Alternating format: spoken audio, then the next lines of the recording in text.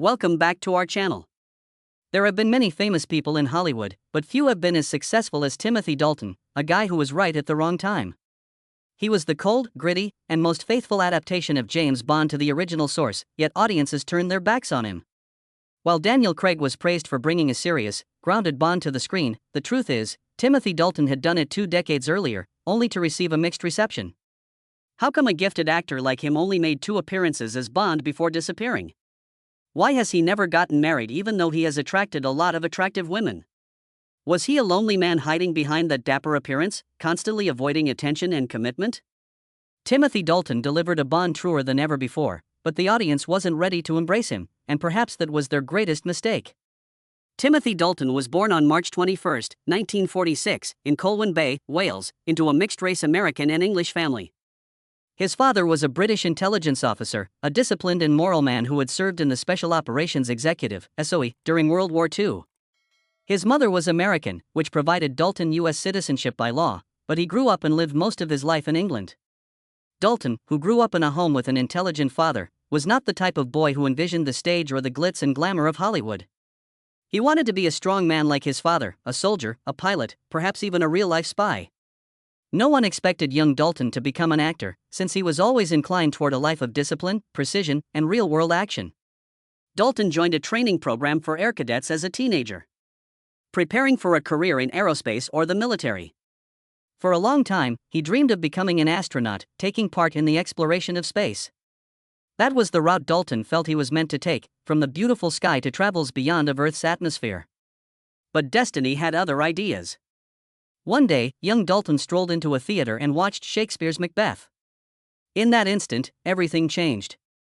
He was overcome by the force of the words, the passion of the performer's emotions, and the way an actor could control a whole room with their voice alone. He was captivated by the world of Shakespeare, drama, and stories that were far bigger than himself. His aspirations to become an intelligence officer, a pilot, or a soldier all vanished in that one instant. Dalton knew this was his true path. But full of darkness he had not yet found. Following the devastating shock of learning about Shakespeare, Timothy Dalton immediately set off on his new course. At the age of 18, he was accepted into the Royal Academy of Dramatic Art, RADA, one of the most prestigious acting schools in England. Dalton, however, was not one of those pupils who could wait around. He wanted action, he wanted to perform instantly. Before long, he made the courageous decision to depart RADA without completing his degree. Dalton took a calculated gamble, but it might have been a risky one. He joined the National Theatre, where he was immersed in classic plays and refined his acting skills on some of the finest stages. Dalton demonstrated his abilities right away. For the young guy with the piercing eyes, aristocratic appearance, and deep, powerful voice, Shakespearean theatre became the ideal springboard. Audiences were fascinated and critics soon took notice. This was not simply a good actor, but a true star in the making. His performances in Romeo and Juliet, Macbeth, and Henry IV solidified his standing as one of the brightest talents on the British stage. Then the cinema doors opened, as though fate had prearranged it all along. And then came the defining opportunity in 1968 when he got the role of King Philip II of France in The Lion in Winter. Despite the film's impressive cast, which included Peter O'Toole, Katharine Hepburn, and Anthony Hopkins, Dalton was not at all overshadowed. Acting in movies was never Timothy Dalton's style. He was a rebel. He refused safe roles, never chased fame, yet somehow became one of the most striking cinematic figures of the 1970s. Dalton was formally added to the list of Britain's most promising movie stars following the success of The Lion in Winter 1968. But to become a legend, an actor must leave a unique mark. Dalton also made a unique decision. Disregarding commercial parts, he concentrated on movies with significant psychological depth that portrayed complicated, tormented characters, roles that made the most of his piercing eyes and forceful voice. Dalton portrayed Prince Rupert, a nobleman enmeshed in a maelstrom of power struggles, in the historical drama Cromwell, 1970, which examined the English Civil War. Queen of Scots Mary, 1971. He transformed into Henry Darnley, the ill-fated spouse of Queen Mary. A persona that, despite her outward charm, was filled with sadness and ambition. Wuthering Heights, 1970. This was a pivotal point. Dalton played the tortured character of Heathcliff, who is divided between seeking revenge and falling in love. He didn't just portray Heathcliff, he became Heathcliff.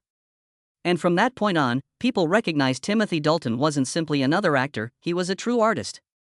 Yet despite earning a formidable reputation, Dalton still needed a role that was magnetic, mysterious, dangerous, and passionately intense. And then, in 1983, that moment arrived. Timothy Dalton played the darkly romantic character of Edward Rochester in Jane Eyre. His Rochester was not a normal lovely gentleman. He was intense, mysterious, and sometimes icy, yet brimming with desire. And when he talked, his deep, razor-sharp voice commanded every scene, dragging listeners into every word, every gaze. The film was not only a success, but cemented Dalton as an eternal romantic icon on screen. Timothy Dalton performed with Vanessa Redgrave, whom he had formerly loved very much, on the stage of the Royal Theatre in 1986. This was where he belonged. The world of Shakespeare, where speech was a weapon and the stage lights meant everything. But then he received a call from Eon Productions that permanently altered his life. They wanted him to play one of the most famous parts in movie history, James Bond, a massive chance that would be a game changer. However, it also brought up an uncomfortable question for Dalton. Was this the greatest trap Hollywood had ever laid for him? The fact is, Dalton had heard of James Bond before. He had been asked for the role as long back as 1968, when Sean Connery originally stepped away after You Only Live Twice. At the time, producers believed a young star like Dalton could continue on Connery's legacy, but he declined. The cause? Only 22 was his age. Dalton believed Bond had to be a man of experience. He could not be a little child in a tuxedo, clumsily wielding a Walther PPK. George Lazenby was cast in the part, and we all know how that ended. A catastrophe. However, the tale did not stop there. In 1971, when Connery left for the second time after Diamonds Are Forever, Dalton was once again considered. The producers, however, decided to go with Roger Moore, a totally different Bond. Charming, as well as humorous.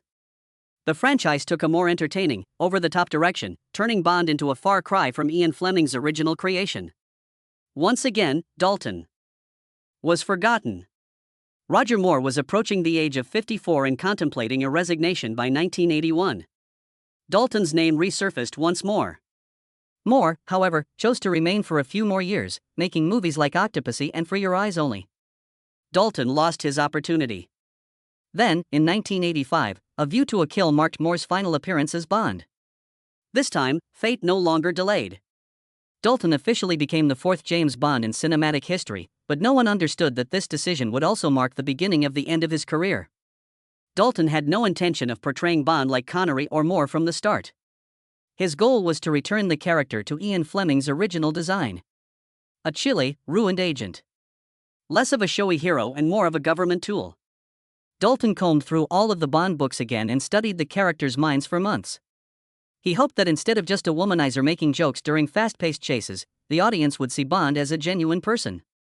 And with that determination, he introduced a completely new 007 in The Living Daylights, 1987. The movie had good box office receipts, a strong narrative, and positive reviews from reviewers. The issue, though, was that viewers weren't prepared for this kind of connection. They'd grown used to a witty, charming 007 who could kill a man with one hand and smile cheekily for more than 10 years. That was not Dalton's doing. He wasn't as flirtatious as Roger Moore. After scenes of action, he didn't smirk. Because of his serious, realistic, and occasionally brutal portrayal of Bond, viewers felt strange and even uneasy. 2 years later, he made a comeback with License to Kill, 1989, a bloodier, darker, and gritty Bond movie that was unlike any other. This time, Bond wasn't merely carrying out a mission. He was looking for revenge. A Bond willing to kill without hesitation, torn between justice and heart. Because it deviated too far from the conventional James Bond image, the movie was not well received by viewers. However, a true nightmare soon followed, which prevented Dalton from ever proving his correctness or incorrectness. Due to a legal dispute between Eon Productions and the responsible studio, MGM, the next Bond film was put on indefinite hold in 1990. Dalton, meanwhile, had to wait because he was still bound by his studio contract. Since he was still bound to Eon's management, he was unable to assume other significant positions. He spent nearly 5 years in limbo, not quite Bond but unable to be anybody else. By 1993, after MGM successfully completed its legal challenges, they chose to relaunch the franchise with a new, more commercial and mainstream direction. They desired Dalton's return, but for more than one movie. He was committed to several Bond films after they requested a long-term contract. For Dalton, this amounted to a jail term. By then, Bond was no longer the part he wanted to play, and he had wasted too much time and too many chances waiting. 1994, Timothy Dalton formally confirmed his departure from the character of James Bond. Pierce Brosnan's debut as the new Bond came just 2 months later. The 1995 smash blockbuster GoldenEye ushered in a brilliant new era for the Bond franchise. Brosnan possessed the charm of Connery, the elegance of Moore, yet preserved just enough to mimic what Dalton had once given to the role, a Bond glamorous enough to be adored by audiences, yet not too far off from Fleming's original character to be condemned. As Brosnan enjoyed the limelight, Dalton virtually vanished from the Hollywood scene. Later, when asked if he regretted leaving Bond, Dalton replied he had never enjoyed the idea of playing the role for too long, but the fact was, his career came to an end when he left. He only starred in a few TV series and lesser motion pictures in the ensuing years. He never again secured a position as esteemed as Bond's.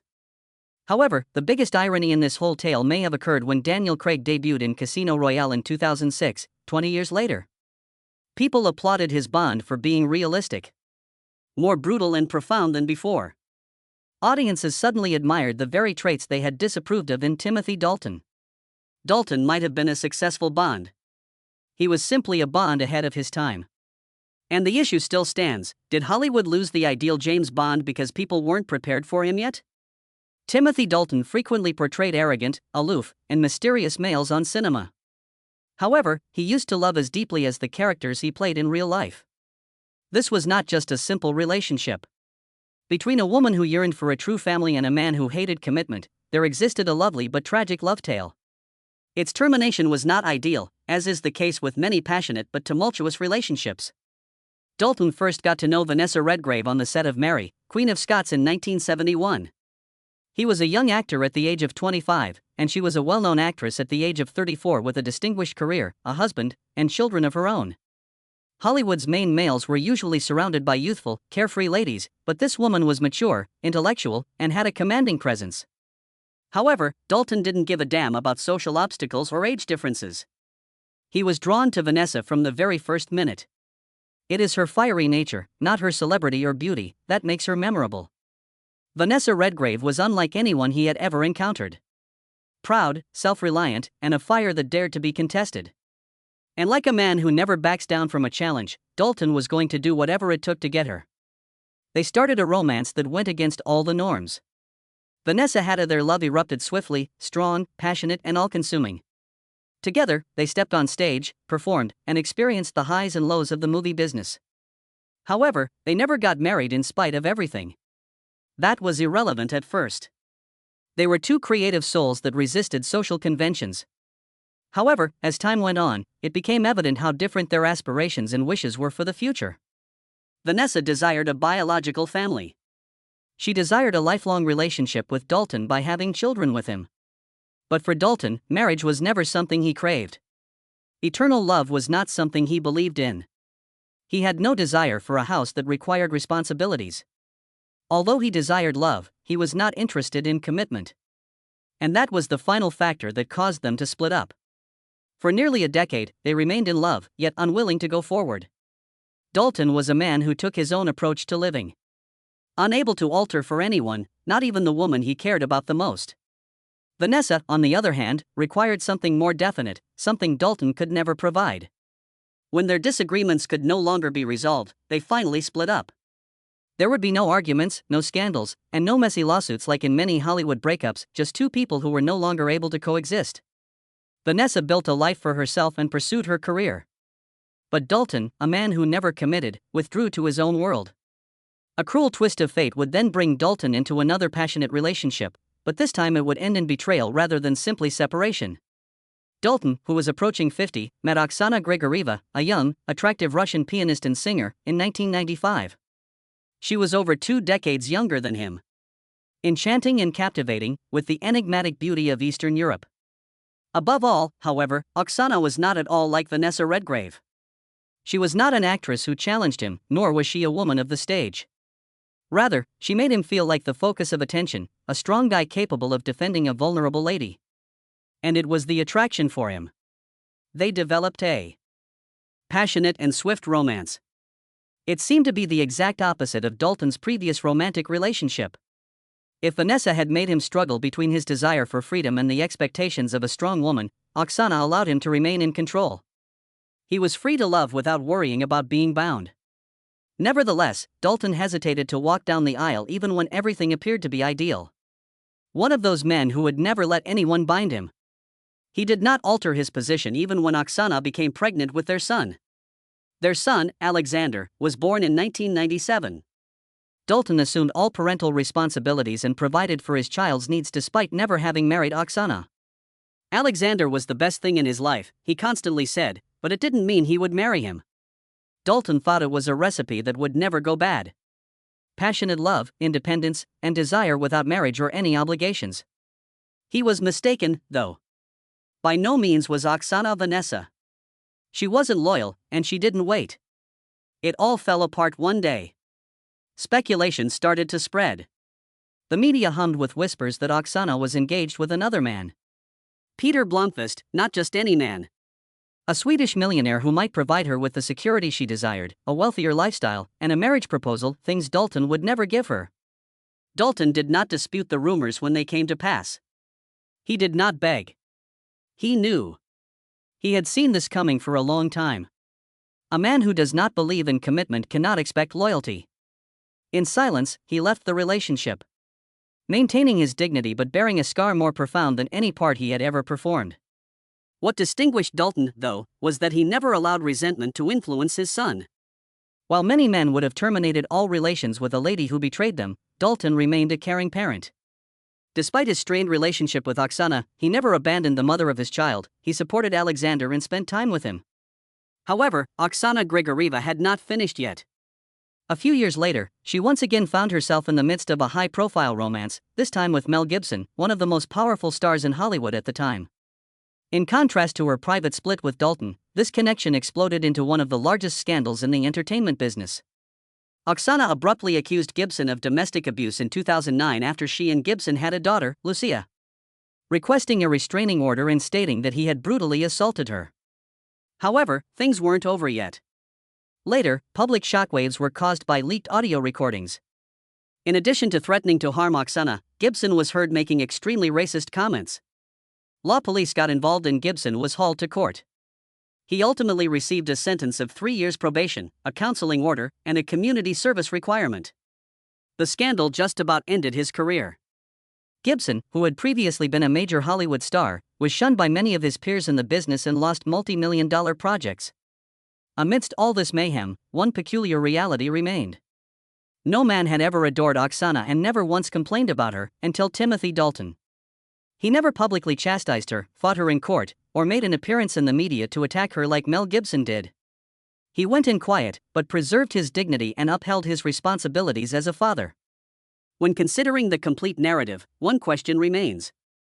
Had Dalton positioned himself as a man doomed to be abandoned, or had he been betrayed? A man expecting loyalty but not believing in commitment. There is one indisputable fact, though, regardless of the response. Timothy Dalton has lost both of his greatest loves, but he is still alone. And he had always chosen that life, maybe. Timothy Dalton is a pioneer who was forgotten because he came too soon, and he embodies a traditional tragedy in the film industry. He returned James Bond back to Ian Fleming's original vision, although audiences rejected him. People heralded it as a revolution when Daniel Craig became a more realistic, grittier, and colder Bond 20 years later. The fact is, however, that Dalton had already done it in the 1980s. Simply said, audiences weren't prepared for him at the time. It's not just Dalton's fans who feel this injustice. Some of the greatest filmmakers have even admitted it. Dalton was publicly hailed by one of the most admired directors of the 21st century, Christopher Nolan, as having the strongest connection to Fleming's books. Nolan even indicated his wish to create a Bond picture in Dalton's spirit, feeling that was the real incarnation of the role. Misguided invention leads to catastrophe in Dalton's story. It might have been acclaimed as a masterpiece if License to Kill had been released in the early 2000s rather than 1989. However, it was pushed aside because it came out while viewers were still engrossed in Roger Moore's humorous portrayal of the role. Only after Daniel Craig's popularity did people start to take stock and see that Timothy Dalton had succeeded. It was just that he had been ahead of his time. But Bond was not the only legacy Dalton left behind. He refused to let the disregard of Hollywood overtake him. In the years that followed, Dalton continued to showcase remarkable versatility in his acting. He defied Bond's definition, demonstrating that he was more than just a performer who played a single, memorable part before going unnoticed. His performance in Penny Dreadful, a gothic horror series, left a lasting impression on television. It was incredibly deep and nuanced. The icy, calculating 007 and the youthful Shakespearean actor had vanished. This performer was seasoned, bringing to the screen the breadth and depth of a lengthy and illustrious career. Dalton's portrayal of the Chief in Doom Patrol was another example of how he can elevate even the most bizarre roles into iconic ones. An enigmatic and somewhat malevolent character in the DC world. There was no need for him to be James Bond. He was not required to be a Hollywood star. Dalton's talent alone was enough to control the screen. But an animated movie was maybe his most surprising contribution. When Toy Story 3 opened and became a global success, few recognized that Timothy Dalton was part of the Academy Award-nominated masterpiece. Despite appearing to be a significant departure from his typical work, Dalton somehow managed to have an impact on one of the decade's most cherished films. What is the real legacy of Timothy Dalton, then? A Bond that has been forgotten?